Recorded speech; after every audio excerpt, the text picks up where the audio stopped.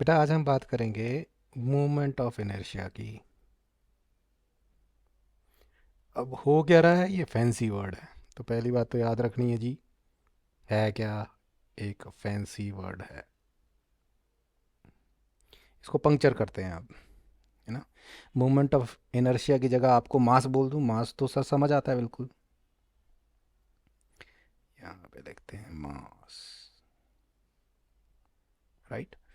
मास समझ आता है तो मास मूवमेंट ऑफ इनर्शिया भी समझ आ जाएगा। इसके साथ थोड़ी सी चीज़ ऐड कर देता हूँ, रोटेशन कर देता हूँ इसकी। तो इसको बोल देता हूँ रोटेशनल मास। ये समझने के लिए है बेटा।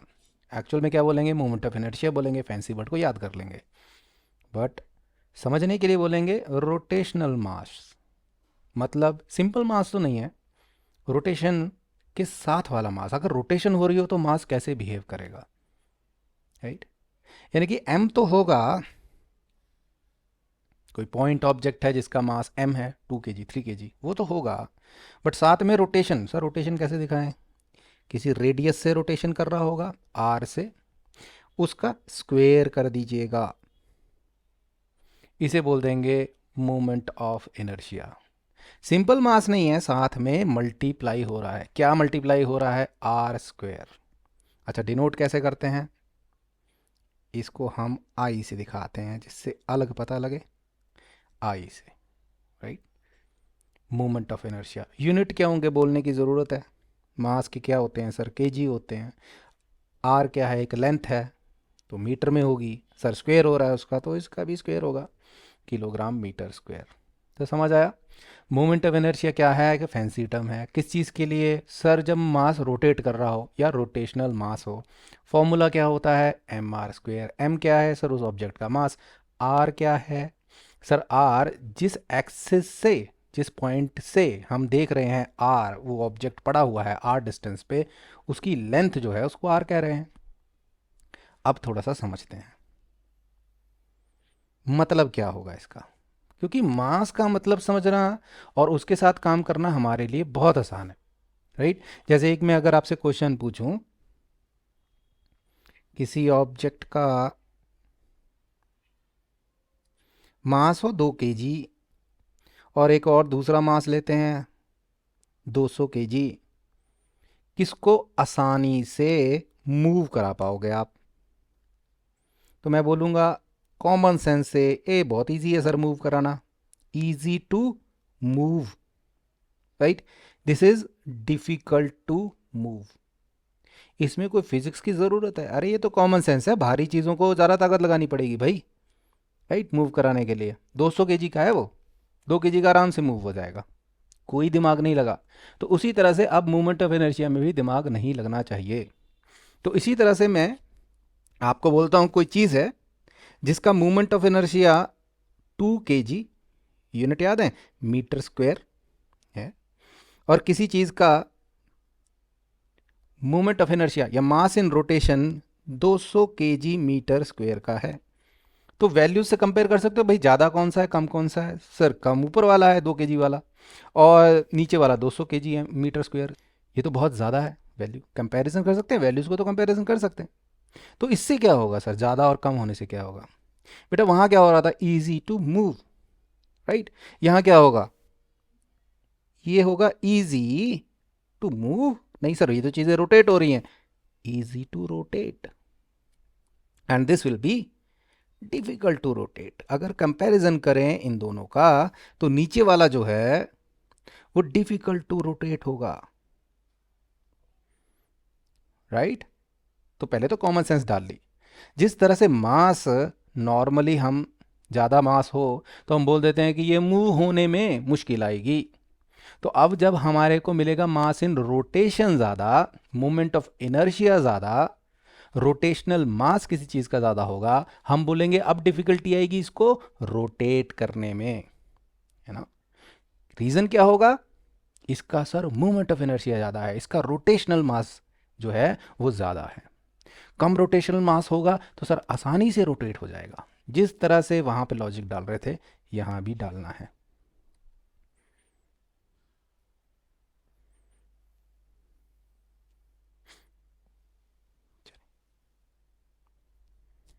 ठीक है, अब थोड़ा सा इसको कॉमन सेंस में और बिठाते हैं। देखो, मान लो कोई चीज़ यहाँ पर है, ये मेरा एक्सिस ऑफ रोटेशन है, एक लाइन सी बना रहा हूँ आपको सिर्फ दिखाने के लिए, और ये रहा मेरा 10 kg का मास। ठीक है, और मान लो इसको इस तरह से रोटेट कराने में आपको मैं बोलता हूँ कि इसको रोटेट कराइए तो ये गोल घूमेगा। मैं पूरा सर्कल नहीं बना रहा, आप ऐसे समझ लीजिए, इस तरह से गोल जाके वापस आ जाएगा यहाँ पे। तो आपको धक्का लगाना है यहाँ पे, ठीक है। और दूसरा केस लीजिए जहाँ पर मैं क्या करता हूँ, वैसे ही axis of rotation same point है, राइट। ये डंडा, इसकी जो मास है इसको नेग्लिजिबल मानो कि इसका कोई भार नहीं है, ज़्यादा फर्क नहीं डाल रहा। मेन मास हमारा 10 kg का है। अब जो 10 kg का मास है वो मैं ले आता हूँ यहाँ सेंटर में, राइट, 10 kg। अब आप मुझे बताइए, what is difficult to rotate, what is easy to rotate, right. अब यहाँ पर जो सिर्फ मास लेके चलेगा ना, रोटेशन में कंफ्यूजन हो जाएगी। बोला सर दोनों जगह मास सेम है, सेम ही लगना चाहिए सर ताकत, राइट। दोनों आराम से मूव कर जाने चाहिए या दोनों मुश्किल से मूव होने चाहिए, कैसे पता लगाएं? तो हमने क्या बोला, जब भी रोटेशन की बात हो तो हम सिर्फ मास की बात नहीं करेंगे, हम रोटेशनल मास की बात करेंगे। उसका एक फॉर्मूला है, क्या है सर? मास से कुछ चीज़ मल्टीप्लाई होगी, क्या होगा? आर स्क्वायर मल्टीप्लाई होगा।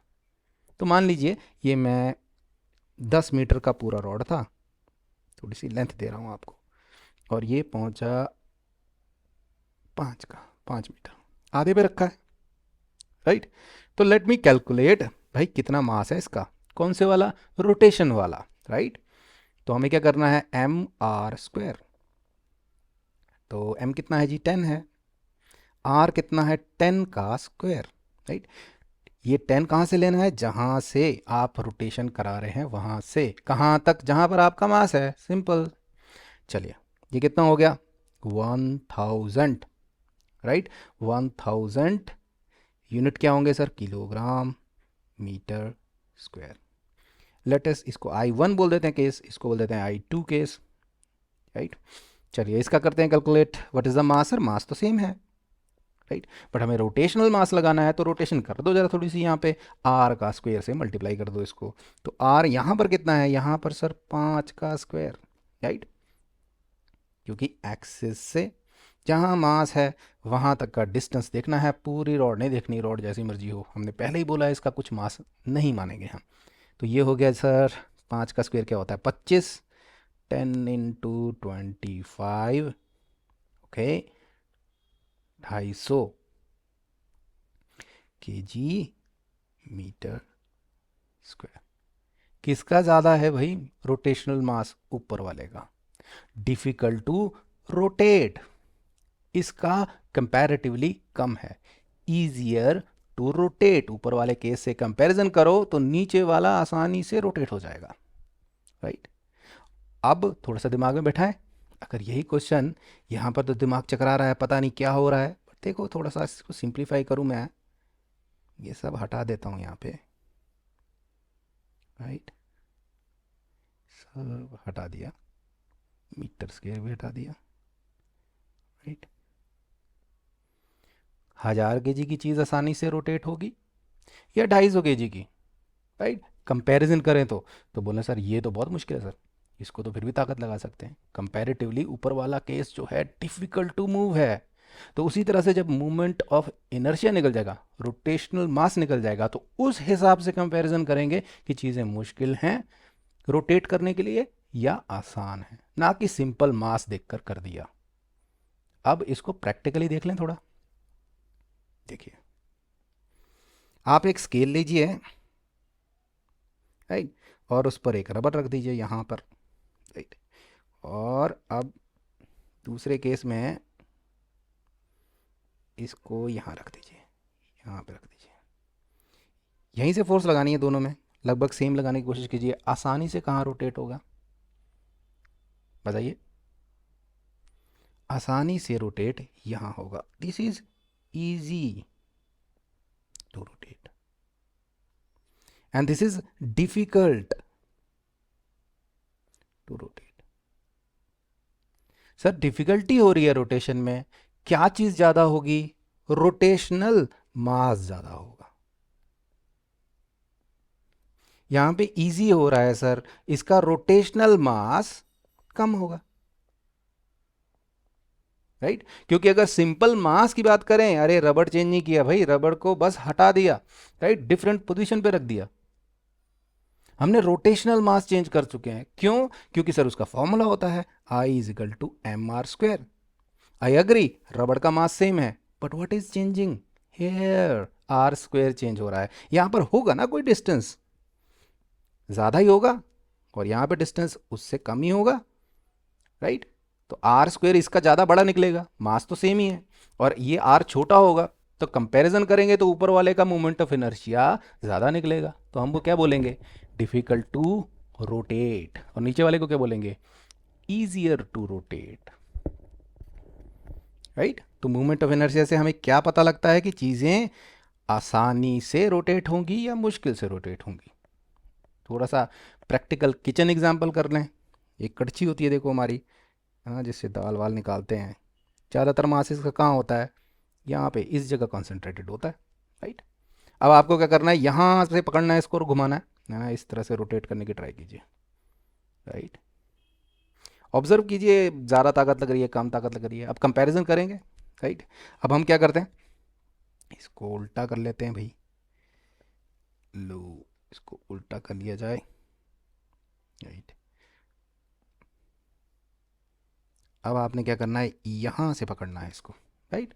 जहाँ ज़्यादा मास है वहीं पर आपने रोटेशन का एक्सिस रख दिया, जहाँ से पकड़ोगे उसी के अराउंड तो मूव करेगा ना कड़छी। अब ये मूव हो रहा है, ऑब्जर्व कीजिए कहाँ आसानी हो रही है। सोच सकते हैं यहाँ पर, सोचिए कहाँ पर आसानी होगी, और अगर नहीं पता लगता तो करके देख लीजिए। This will be easier to rotate, this will be difficult to rotate. Comparison कर रहे हैं दोनों का, राइट। तो आप पाएंगे यहाँ पे कम शक्ति लग रही है आपकी, और यहाँ पे ज़्यादा शक्ति लगानी पड़ रही है, कंपैरिजन करें तो। अब ईजियर टू रोटेट मतलब दिमाग कहाँ चले जाएगा? ओहो सर, यहाँ पर ना जो आई होगा वो कम होगा, और यहाँ पर जो आई होगा वो ज़्यादा होगा, राइट। क्यों हो रहा है ये? ज़्यादातर मास कहाँ था? यहाँ पर। इसका आर ज़्यादा है तो इसका रोटेशन मास ज़्यादा निकलेगा, एम से आर स्क्वेयर मल्टीप्लाई हो जाएगा। जबकि यहाँ ज़्यादातर मास यहीं पर है, ज़्यादा से ज़्यादा यहाँ तक दूरी होगी उसकी, सेंटर ऑफ मास अगर निकाल लें उसका, राइट। तो ज़्यादातर मास क्योंकि एक्सिस के पास आ गया, आर स्क्वेयर की वैल्यू छोटी मिलेगी, तो आपका जो आई निकलेगा, जो रोटेशनल मास निकलेगा वो कम निकलेगा, आसानी से रोटेट हो जाएगा, राइट। सेम जो हमने एग्जाम्पल किया था रबड़ का, वो भी वही तो यहाँ पर हो रहा है, राइट। तो कॉमन सेंस इंट्यूशन जो है हमारा, जो गेस वर्क है, वो थोड़ा सॉलिड कर लेते हैं। और लेने एग्जाम्पल लीजिए थोड़ा सा। अब मान लीजिए ये गेट है, आप ऊपर से देख रहे हैं, ये गेट है घर का, ये दीवार है, राइट। मान लीजिए ये इस तरफ ऐसे खुलता है, राइट। आपने लगाना है धक्का यहाँ से इस तरफ, फोर्स, ठीक है। आप कोई फोर्स लगाते हैं, फिक्स रखना फोर्स, और एक आपका दोस्त आता है जी, वो चढ़ जाता है यहाँ पर, ये इधर चढ़ गया, राइट, ऊपर बैठ जाता है गेट के, राइट। चलो ठीक है, और आपको बोलता है धक्का लगा, है ना, मज़ा आ रहा है, झूला लेना है, राइट। और ये लो जी सेकंड केस, राइट। अब इसको हो जा भाई, चलो, ये बोलता है मैं यहाँ पे बैठ जाता हूँ, यहाँ पे रोटेशन एक्सिस है ना उसके पास। अब बताइए what is easiest to rotate? आसान केस कौन सा रोटेट करने के लिए होगा? कम शक्ति से ही दरवाज़ा कहाँ खुल जाएगा? तो आप पाएंगे again this is easier to rotate, this is difficult to rotate. Comparison कर रहे हैं, याद रखिए, राइट, दोनों केसेस का। क्यों हुआ? ये बोल सकता है ना, ये आपसे बहस लेगा, यार मेरा मास तो सेम ही रहा, क्या मैंने मास चेंज कर दिया, मैं यहाँ से उठ के यहाँ आ गया, राइट, आई वॉज हेयर, अब मैं एक्सिस के पास चले गया, तो क्या मेरा मास चेंज हो गया? तो आप उसे समझाओगे नहीं नहीं, तेरा रोटेशनल मास चेंज हो गया। मतलब अगर तेरा मास m है, r चेक कर कितना छोटा है, अगर तेरा मास m है, r देख बड़ा हो गया, अब इसका स्क्वायर कर दे और मल्टीप्लाई कर, वो तेरा रोटेशनल मास है, उसके हिसाब से चीज़ें आसानी से या डिफ़िकल्टी से बताई जाएंगी कि वो रोटेट होती हैं कि नहीं, राइट। और एग्जांपल ले लें, जितनी मर्जी एग्जांपल लीजिए। वो जो बेसबॉल का बैट होता है, राइट, ये क्या बन गया, को मान लीजिए ये बेसबॉल का बैट है, राइट। यहाँ से आसानी होगी रोटेट कराना या यहाँ से आसानी होगी रोटेट कराना, बताइए। इस तरह से हमें रोटेशन समझ आनी चाहिए, राइट। याद रखिए सिंपल मास पे फ़र्क नहीं पड़ेगा, रोटेशनल मास कितना है उस चीज़ का हमें फ़र्क पड़ता है। तो कभी भी चीज़ें रोटेशन में आती हैं, देखिए हम जिस तरह से सीख रहे हैं अभी तक, जब भी रोटेशन में हम आएंगे, क्या अकेले फोर्स की बात करें, नहीं, बात कीजिए रोटेशनल फोर्स या टॉर्क की, राइट। क्या हम मास की बात करें अकेले, नहीं, बात कीजिए मूवमेंट ऑफ इनर्शिया की या मूवमेंट ऑफ इनर्शिया या मास इन रोटेशन या रोटेशनल मास, राइट। इसको क्या बोल देते थे हम, rotational force, force in rotation, mass in rotation, right. हो क्या रहा है, वहां पर भी क्या हुआ था, यहाँ सिर्फ आर से मल्टीप्लाई हुआ था, आर क्रॉस एफ। यहाँ क्या हुआ, मास से आर का स्क्वायर मल्टीप्लाई हुआ। बस फॉर्मूले याद करने हैं। तो that is what are movement of inertia.